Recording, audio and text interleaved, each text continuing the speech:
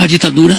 Olha, vocês não têm ideia do que era. Não tem. De eu chegar em casa, minha casa está toda pintada de vermelho, como se fosse sangue, e escrito comando de caça aos comunistas.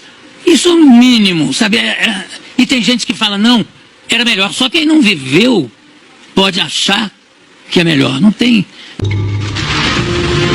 A sorte é que o Brasil tinha guerrilheiros de esquerda que lutaram pela liberdade.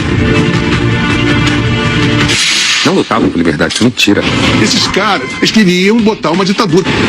Queriam uma ditadura revolucionária, comunista. Era uma ditadura militar, armada. Qual é o argumento contra fuzis? A esquerda brasileira, que se diz ter combatido pela liberdade, mente. A esquerda brasileira, que se diz ter combatido pela liberdade, mente.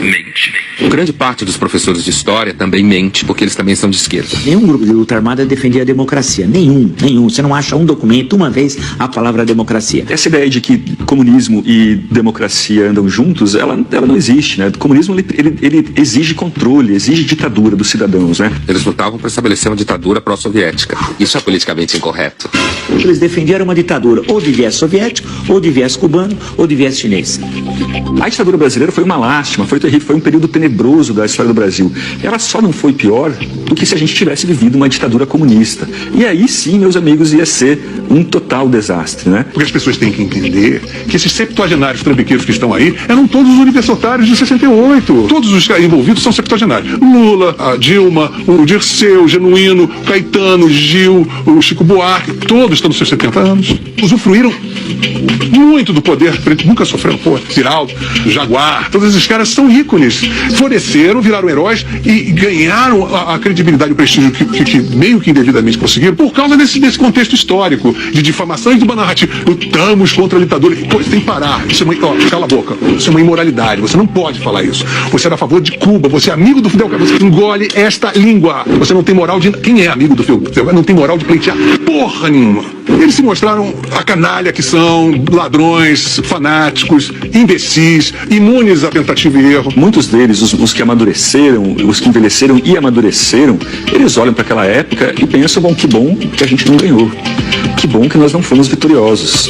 O Fernando Gabeira fala isso, o José Serra fala isso, o Aloysio Nunes também, né, que foi motorista do Marighella, fala isso. Tanto que se você pegar todos os manifestos, todos, não há um que fale em democracia.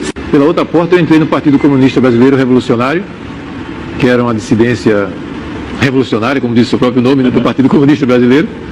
Eu continuo sendo socialista, portanto de esquerda, né, mas sou uma pessoa que acredita que a democracia é uma questão essencial, coisa que nós, na época da esquerda leninista, etc., né, nós não considerávamos.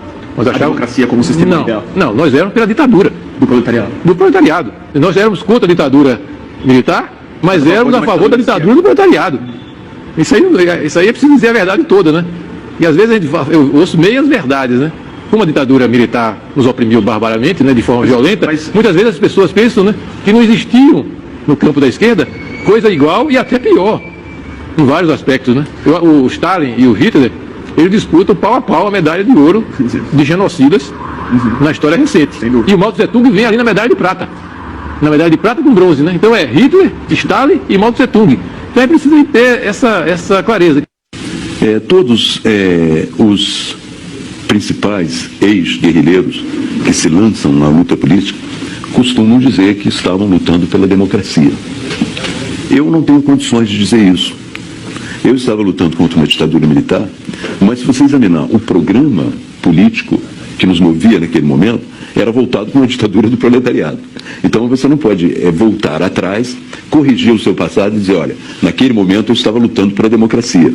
Havia muita gente lutando pela democracia no Brasil, mas não especificamente os grupos armados que tinham como programa esse processo de chegada a uma ditadura do proletariado. É a primeira grande visão do passado.